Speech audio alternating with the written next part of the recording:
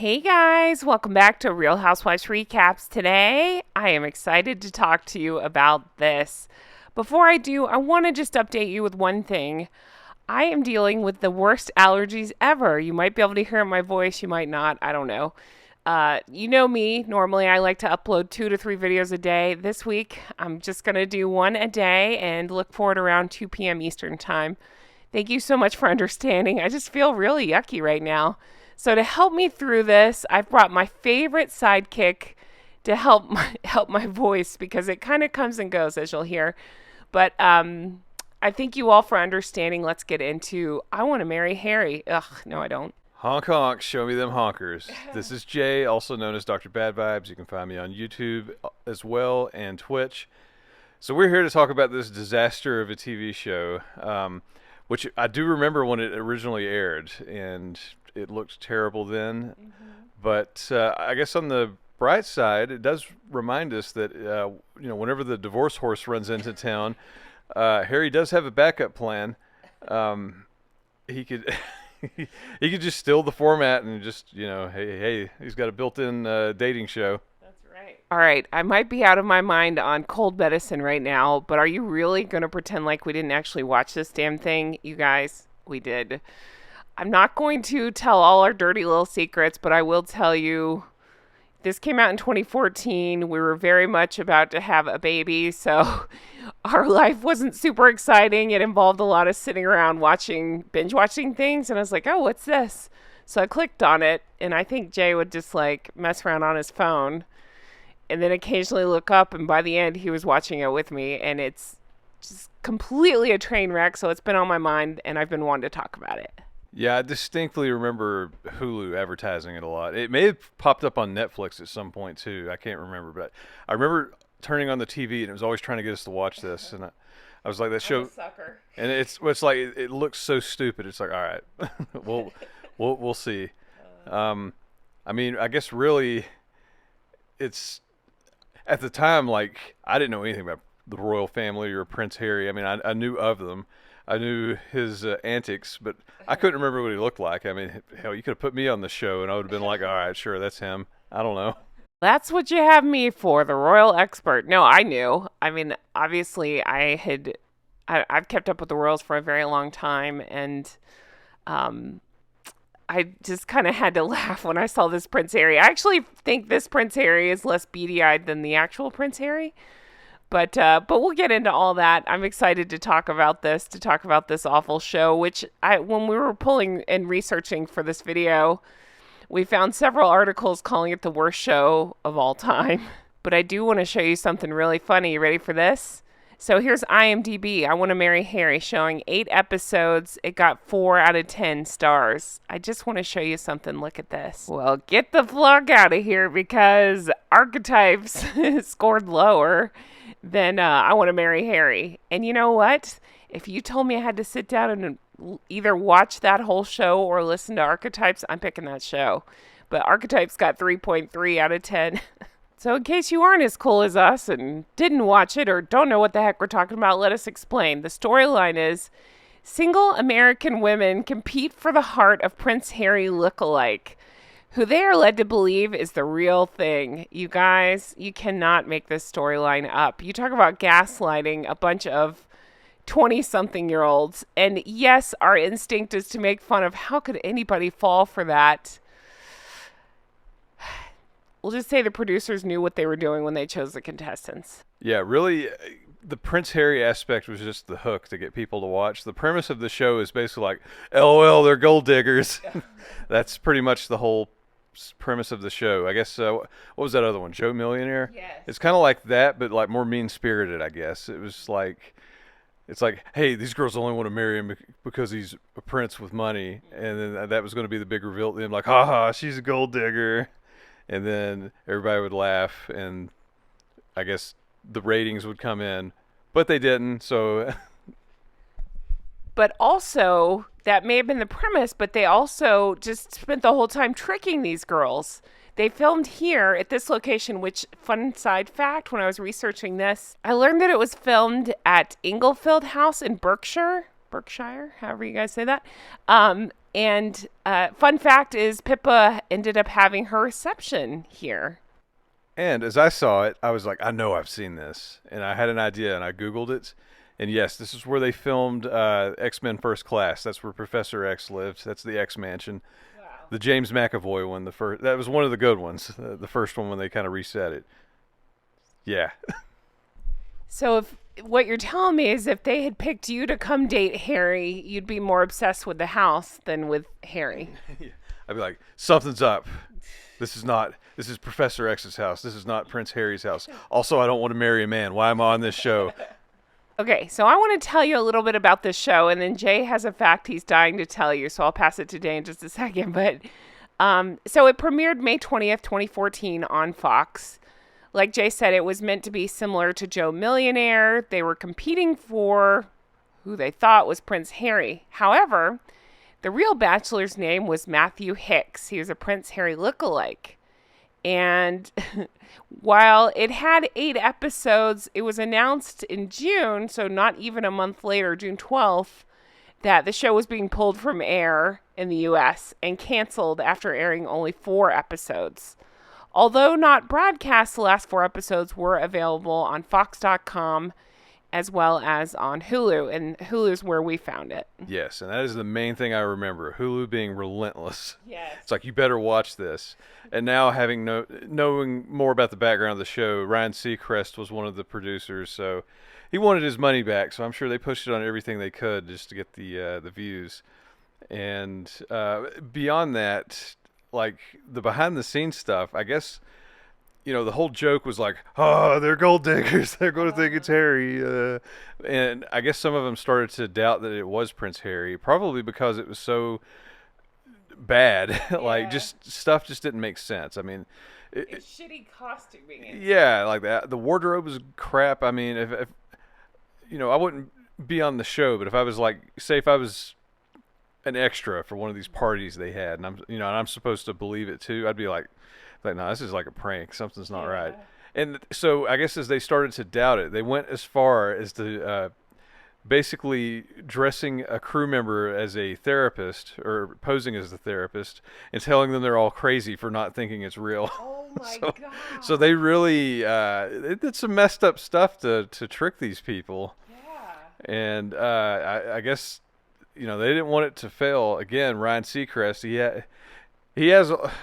I heard about him recently. I did not realize how many shows he's been involved with, like in the background and everything. And fun fact, also, kind of like the X-Men thing, the first or second show he was involved in was Gladiators 2000, which was the kid spin-off of American Gladiators, which I totally forgot about. So I have to look that up. I don't remember if the adult gladiators attacked children or how that worked. I think it was more like the Nickelodeon show. Yeah, so how nuts is that? They were basically, like, the girls say that they're being brainwashed and gaslit behind the scenes. But the show seemed to have, like, no shame about pushing this narrative that it's Prince Harry. And he even had a butler, which they just referred to Kingsley. And the girls would ask Kingsley, is that really Prince Harry? And he'd have to go along with it. I think he just called the guy Sir, and he'd say, that is Sir. So, like, again, making it seem like the girls were nuts if they didn't fully get on board with this. So when pulling information and going back over all this and remembering what happened in the episodes, I found an article by The Telegraph that called its review of the show fodder for the brain dead. And it went on to point out that the floundering Harry lookalike wasn't a wild or weird enough character to carry the show. And that's exactly what we found, too. It was... Again, I'm not trying to insult the girls. It sounds like they were tricked pretty harsh behind the scenes, but, some confused girls and then this weirdo, that was playing along. And again, the costume department was dropping the ball. The whole thing, it just felt off. It just felt like the Wish.com version of Harry or something, where it's like just irregular, not quite right. Not that Prince Harry is quite right, but you know what I mean. It's like one of the kids said, hey, Mom, can we go to the store and get Prince Harry? So Mom's like, no, we've got Prince Harry at home. And this is the Prince Harry at home. Okay, let's get into the show itself. So the guy that plays Prince Harry, Matthew Hicks, he was working for an environmental consultancy firm. He'd done small bits where he pretended to be Prince Harry, but no actual acting experience.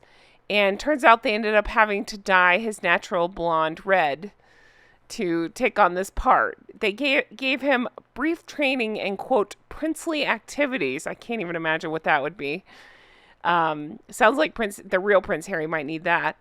He would need for the show, such as horseback riding, fencing, and ballroom dancing. Hicks was also taught extensive information about Prince Harry to help Hicks be able to respond to contestants appropriately. Sounds like they talked to about 100 possible Prince Harrys before landing on Hicks. How do you find 100 Prince Harry lookalikes? I bet the real one probably auditioned. He's like, "Oh, can I be on the show?" And they're like, "Nah, dude, you can't act." It's like, "Oh, okay. Well, I guess I'll just check Instagram. Maybe there's something there for me. Wow. Maybe the one is there for me. Perhaps a girl that dresses like a dog and has a tongue hanging out." So there were 12 contestants, and each episode, one of them would they'd be crowned, and that person would get the crown suite, so they get the better room. And then one contestant would be eliminated. They'd be out. Other contestants would be marked safe. And then, of course, along the way, we had, I think it was just one that had left the show. I'm actually avoiding spoilers because in case you want to go see this piece of, you know what, we're going to be recapping it on Patreon a little bit. So you can definitely check out more in-depth stuff there. But yeah, it's actually still up on YouTube, the full episodes. You can check them out there. I didn't check to see if it's still up on Hulu. One of the other strange things I saw an interview with one of the contestants. I guess it pretty much, they got on the show and they're like, "Oh, it's going to be The Bachelor," and they were told repeatedly, "Hey, it's not The Bachelor. Don't call it The Bachelor. It's not." And then it's essentially The Bachelor. Although it sounds like it's more like I never watched it, so I assume viewers and Jen, I remember the commercials for Joe Millionaire. I got the gist of it, but it does say that it's such an uncanny resemblance to Joe Millionaire that it's weird. Like small details, I don't know what they would be. This was just something that somebody said. I haven't seen both to compare the two, but it sounds like they basically ripped off. I mean, that's how reality TV works, right? They find a formula, everybody rips it off. So that's what happened here, and they fumbled it fabulously. So the winner, again, not saying her name in case you end up watching it, she went on to write an essay about her time on the show and explains that she was cast along 11 other American women, flown into Heathrow Airport, and they're all really nervous and not exactly sure what they were in for. Phones were taken away. They didn't have access to books or television, so a lot of them struggled with that, as would most of us, right? By the 6th or 7th day, she was just much more willing to listen to whatever she was told. When they started filming, a Rolls Royce took her and the other girls to the fancy house, a giant estate that looked like a castle. That's when some of the girls started to think that the show could have something to do with the royal family. And they met the red-haired English bachelor during a masquerade ball on episode 1. They were all masked, and so was he. And can I just say, look at the screen. Look at these costumes. If you were actually thinking this was Prince Harry, this is what I'm talking about with the wardrobe, wouldn't you see this and be like, nah, this is something else? They would go so far as to have fake paparazzi crash the dates so the women would believe that he was the bachelor. And I'm laughing and thinking about how this relates now because the near catastrophic car chase where fake paparazzi were allegedly chasing that whole BS story. Now all the photographs taken in parking lots where the paparazzi are everywhere. So it sounds like Meghan and Harry are taking pages out of this playbook. The one that sticks out the most to me, there was a date that the fake Harry went on and his security rushed in, pulled him away, and had him take off in a helicopter. So that had the women believing, oh my God, he really is important. He really did have to go, that sort of thing. Not that production was totally behind this. Clearly, if it had been real, it would have been a horse. You can't trick me.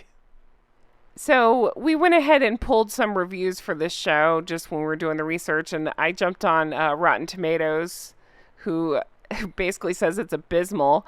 But one of the top critics says just because the guy has a British accent doesn't make this a class act. There's no way reality TV could get more ridiculous. So another review explains that the show's narrator describes Matthew as, quote, good-hearted, but in tricking all these women and making them look dumb, even the one who claims to be pre-med with a 4.0 GPA in molecular biology, it's hard to live up to that description. Another critic says, like Spam, the show offers too much.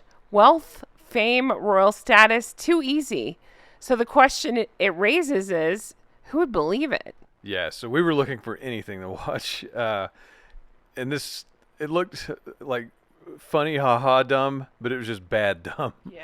I mean, now that we know more, I mean, we didn't have really a TV setup, gosh, in forever, but it didn't get past 4 episodes on Fox, so that says a lot right there. But all 8 showed up on Hulu, as it reminded us every second we logged into that freaking app. But yeah, it just, I don't know. It was a weak joke that didn't have the punchline. And it didn't have a strong enough premise or lead character to keep people fascinated. I just think the whole show was actually pretty boring and very low budget, which is I mean, they spent money on dumb things like flying him off in a helicopter to trick these girls. But then again, when it came to wardrobe, it was like, nah, we don't have the budget for that. But we will be covering an episode over on Patreon where we pause it and talk through it. So definitely check that out. If you haven't already signed up for Patreon, definitely check that out. And as Jen mentioned before, this still has a better rating than Archetypes. Yes. If you put both in front of me, I would pick this one 100% because Archetypes is garbage. But what isn't garbage is my YouTube channel, Dr. Bad Vibes. You can find me there, and you can find me on Twitch. I play video games. I'm sure everybody's interested in that. Yeah. Meanwhile, we're going to redo our wedding reception and have it at this place because that place is gorgeous. Choice Pippa. Anyway, guys, thank you so much for watching. I look forward to bringing you more content soon as my voice clears up. I'm so annoyed. He can probably hear it in my voice. But anyway, thank you so much for being here. We so appreciate that. Listen, I love my Drunk Goose Club. You guys are the best. Honk honk, everybody. Thank you for all the love and support and lovely messages. I appreciate it so much. You have no idea. I just truly do. Everybody that's ordered the merch and are saying that you love it, that makes my heart so happy. Thank you so much. To everybody that's joined Patreon, I appreciate you guys too. Thank you. Everybody who hit the join button on the channel, thank you for that. That got the special stickers. Thank you. So now I'm going to thank my executive producers. And if you would like a shout out and to become an executive producer, well, you can do that at patreon.com/Real Housewives Recaps. So huge thank you to Linda. Thank you, Melissa. Thank you to Paige. Huge thank you to Teresa. Thank you, Mary. Thank you, Amy. Thank you, Kay. Thank you, Shauna. Thank you, Brenda. Thank you, Aaron and Frank. Thank you, Kristen. Thank you, Ann M. Thank you, Amanda. Thank you, Ann H. Thank you, Karen. Thank you, Glynis. Thank you, Karen. Thank you, Patty. Thank you, Adair Becker. Thank you to Erica. Thank you, Amber. Thank you, Annette. Thank you, Barb G. Thank you to Diana. Thank you, Allison B. Thank you, Jean. Thank you, Lori. Thank you to Pauline. Thank you to KT. Thank you, Jolene. Thank you, Stromboli. Thank you, Catherine.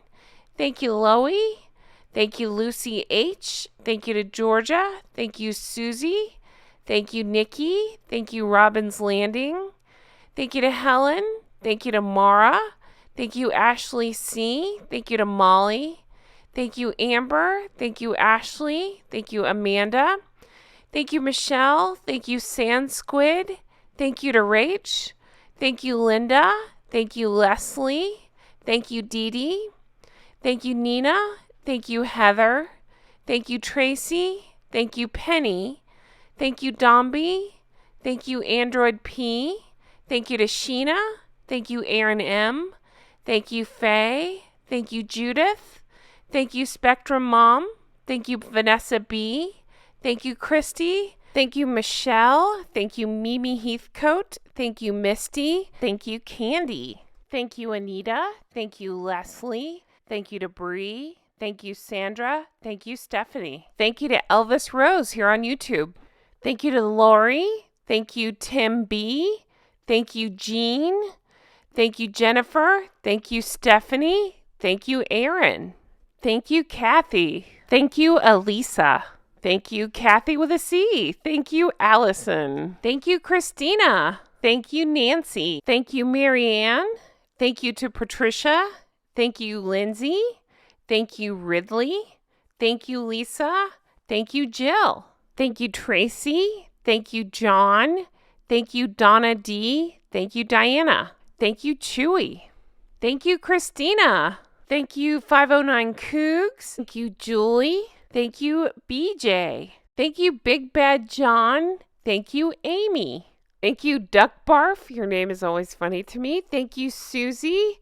Thank you, Vicky loves her corgi. Thank you, Charisse. Thank you, Kate. Thank you, Genesee. Thank you, Essie. Thank you, Lady Grandmother. Thank you, Christy. Thank you, Funky Buddha. And thank you, Trish. Thank you, Nancy. Thank you, Kay Coffee. Thank you, Anne. Thank you, Sheila. Thank you, Laura. Thank you, Bree. Thank you, K Cubed. Thank you, Christy. Thank you, Peggy. Thank you, Stragoria. Thank you, Kathy. Thank you, Elizabeth. Thank you, Tiffany. Can you guys believe I ran out of namespace on the other ones? I had to start a new list here. It's just unbelievable. Thank you to everybody who has signed up to be an executive producer. If you're interested, definitely check out patreon.com/Real Housewives Recaps. Thank you guys for everything. Have a great day. Bye-bye.